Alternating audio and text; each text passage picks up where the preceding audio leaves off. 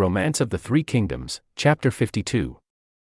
Let's kick things off with Zhu Yu. Pure fury. He's just found out that Zhuge Liang has, well, from Zhu Yu's perspective, basically stolen Nan Commandery, Jing Commandery, and Shenyang. Stolen them right out from under Eastern Wu. Exactly, right under their noses. And this source says his anger was so intense, his old arrow wound actually burst open. He was literally gasping. His immediate reaction, war. Go get those cities back from Liu Bei and Zhuge Liang, now. You can almost feel that rage boiling over. It's like someone stealing your big project at work, but, you know, with kingdoms on the line. But then you have Lu Su stepping in, the voice of reason. Sort of, yeah. A crucial countervoice, definitely.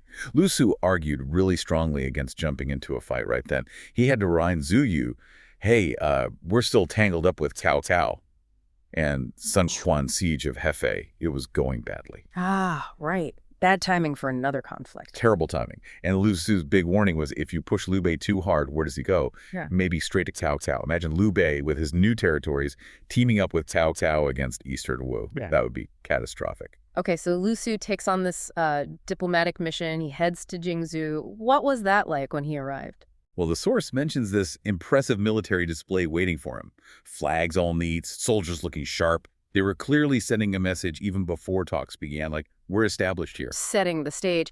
And the actual meeting with Zhuge Liang, Lu Su basically says, we saved Jingzhou, it's ours. You took it by trickery. Pretty much. That was the core demand. He called Liu Bei's move a deceptive tactic. But Zhuge Liang, he had this elegant reply ready. Things must return to their rightful owner. Ooh, that's a clever line. How did he twist that? He argued Jingzhou wasn't Eastern Wu's in the first place. It was Liu Biao's. And Liu Bei, as Liu Biao's kinsman, technically brother in the novel, was just helping his nephew Liu Qi hold on to his rightful inheritance. Okay, so playing the legitimacy card. But Lu Su must have pushed back on that. Where was Liu Qi? He did. Lu Su pointed out, if Liu Qi was actually here, maybe? But he's in Jiangxi, isn't he? Yeah. He thought he had him cornered. And Zhuge Liang. This is the masterstroke. Zhuge Liang just calmly asks, oh, you want to see the Duke?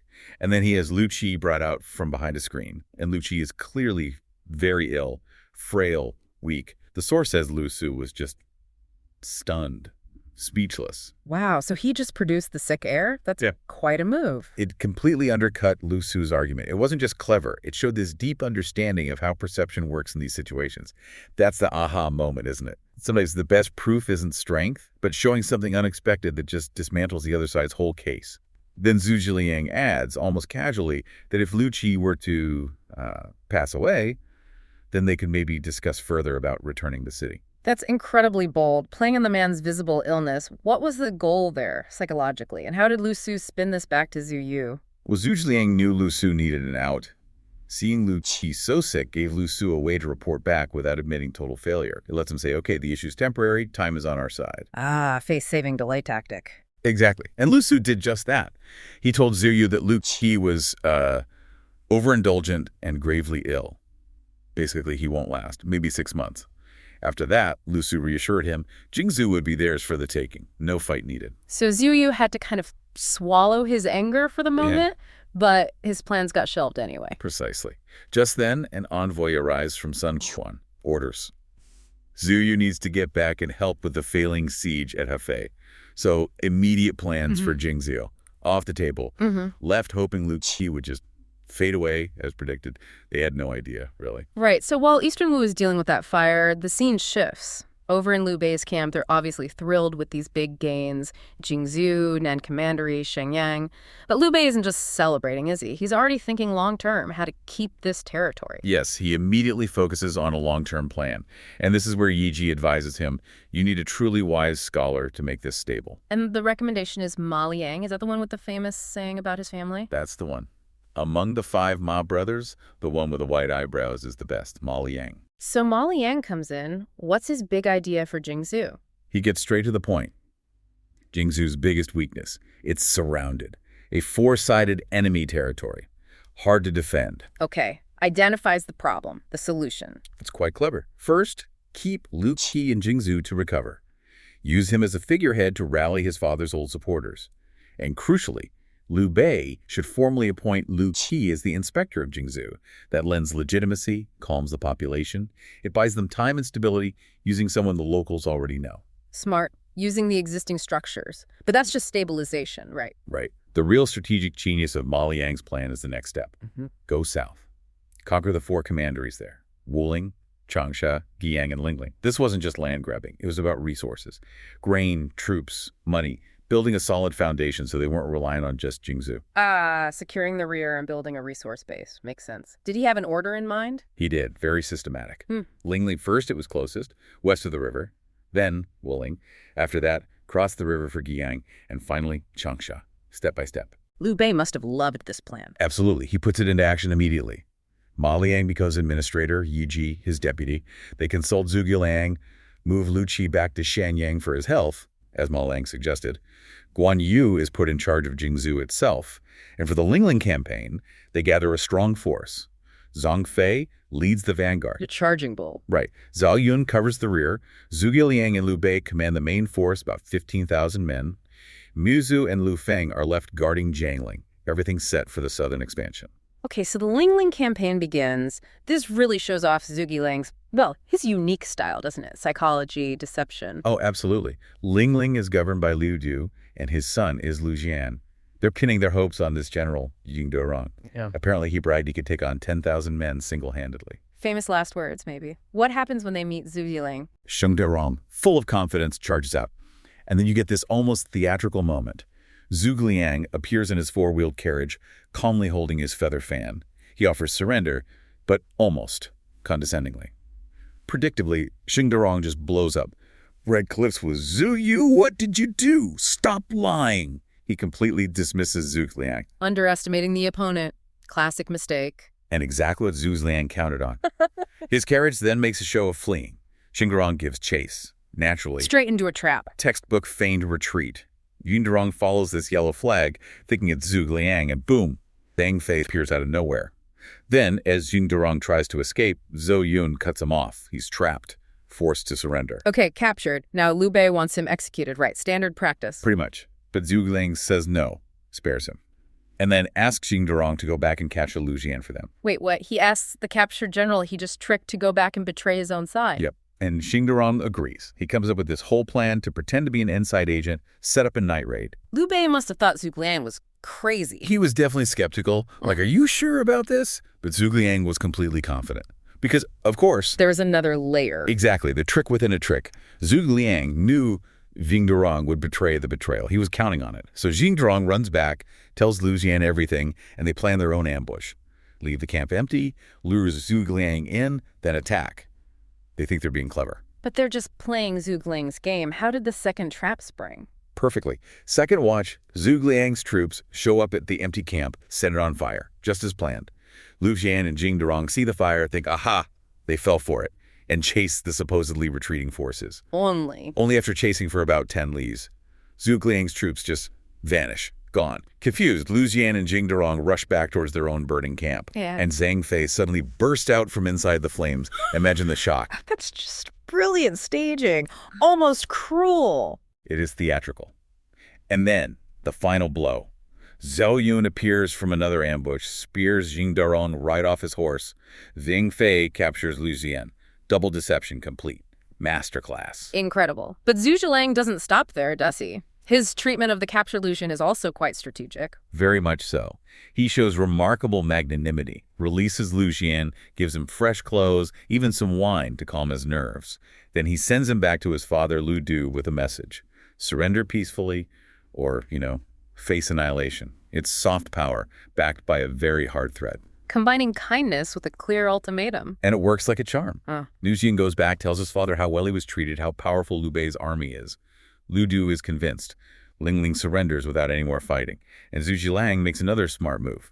Lets Lu Zhu stay on as governor, but has Lu Jian come serve in Jingzhou. So keeps the local leadership, ensures stability, but also keeps a check on them. Precisely. It keeps the people of Lingling happy and ensures long-term control. It's this blend of force, complex deception, and then conciliation. Really effective. Liu Bei consolidating his power. Right, he's just captured Lingling. Exactly. And his next strategic target is Guiyang. So the call goes out. Who's going to lead this expedition? And this is where our main guy, the legendary general Zhao Yun, steps up. Okay. But interestingly, so does the fiery Zhang Fei famous for his fierce loyalty and just raw power in battle. Ah, so they both volunteer. They both volunteer. Yeah. Creates this immediate competition for command. Right, a classic leadership dilemma. Despite Zhang Fei being so eager, Zhuge Liang, Liu Bei's brilliant strategist, he ultimately picks Zhao Yun. Apparently because he volunteered first, but then it's even confirmed by drawing lots. Yeah, the lots confirm it. You can imagine Zhang Fei is, well, not exactly pleased. Not thrilled, no. But Zhao Yun gets the command and 3,000 elite troops. What do you think that initial choice, even before the lots, tells us about how Zhuge Liang saw Zhao Yun? That's a great question. I think it signals Zhuge Liang really understood Zhao Yun's unique mix of, let's say, skill and prudence. Prudence, okay. Yeah. Zhao Fei is unbeatable in a straight fight, no doubt. But Zhao Yun has this calm foresight, this capacity for diplomacy. Which turns out to be pretty important here. Crucial for this mission, yes. So Zhao Yun reaches Guiyang, and the local governor, Zhao Fan, he already knows about Liu Bei's reputation, Zhuge Liang's genius. And the other famous generals like Guan Yu and Zhang Fei. Right. And he definitely knows about Zhao Yun's own legendary feat at Changban. Oh yeah, the battle where he saved Liu Bei's baby son, cutting through that massive army. Exactly. Navigating a million-strong army like it was nothing, basically. So Zhao Fan is, understandably, hesitant to fight initially. His officers aren't, right. There's Chen Ying with his flying spear. And Bao Long, the famous hunter who supposedly killed 2 tigers barehanded. Right. They're confident, maybe overconfident. They insist on fighting. Chen Ying leads the charge with 3,000 men. And Zhao Yun's first move, interestingly, isn't just to attack. It's diplomacy. Tries to talk first. Yeah. He kind of scolds Chen Ying, explains Liu Bei is there to pacify the people, not just conquer, benevolent intentions and all that. But Chen Ying just insults Liu Bei. Pretty much, yeah. Defiant. Which naturally sparks the duel. And what a duel. It's over fast, like 4 or 5 passes. Very quick. Chen Ying realizes he's totally outmatched and bolts. And then comes that amazing part. As Zhao Yun chases him, Chen Ying throws his signature weapon, the flying spear. And Zhao Yun catches it. Catches it mid-air. Mid-air. Then, with incredible skill, throws it back, captures Chen Ying alive, and orders him tied up. Wow. You have to wonder what Chen Ying must have been thinking right then. Absolutely stunned, I imagine. Yeah. But here's where Zhao Yun's character really comes through. Instead of just executing him, which he easily could have, He lets him go. he releases him, tells him to go back and advise Zhao Fan to surrender. That seems generous, or maybe naive. It seems generous, but it's actually brilliant strategy. It's not just mercy. It shows this long-term vision, winning hearts and minds, right?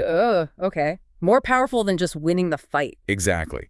So what happens? Chen Ying goes back, confirms Zhao Yun is basically unstoppable. So Zhao Fan sees the writing on the wall. Yeah. He comes out, surrenders formally with his official seal, just a small escort. And Zhao Yun welcomes him warmly, treats him well. With great respect, yes. They share a celebratory drink. Things seem settled. But then there's that twist. During their chat, Zhao Fan finds out they share the same surname, Zhao. Right. And they're from the same hometown, and Zhao Yun is slightly older by 4 months. So Zhao Fan immediately feels this connection. He bows to Zhao Yun as an elder brother. Instantly. He sees it as fate, maybe. In that time, becoming sworn brothers was a huge deal, like family. Creating these deep obligations, shared honor. Exactly. So this unexpected kinship seems to really smooth over the surrender of Guiyang, or so it seems. Okay, so the next day, Zhao Yun feels pretty confident. He rides into Guiyang with just 50 cavalrymen to, calm the populace. And the people welcome him, burning incense, celebrating. Everything looks peaceful. But then Zhao Fan invites him to another banquet, leads him off to a private inner hall. And this is the moment, the real pivot point, the true test for Zhao Yun. Because during this private banquet, Zhao Fan introduces this woman, described as having devastating beauty, dressed in white mourning clothes. This is his sister-in-law, Lady Fan. Her husband, Zhao Fan's brother, had died. So Lady Fan pours Zhao Yun a drink, and then Zhao Fan drops this bombshell proposal. He does. He says his sister-in-law has these 3 conditions for remarrying. Right. She wants someone who's brilliant in both literature and warfare, world famous. Check 1 for Zhao Yun. Someone with a really distinguished appearance, outstanding presence. Check 2 for Zhao Yun. And finally, someone who shares her late husband's surname, Zhao. Check 3. Zhao Yun fits perfectly. So Zhao Fan just comes right out and offers her to Zhao Yun as his wife.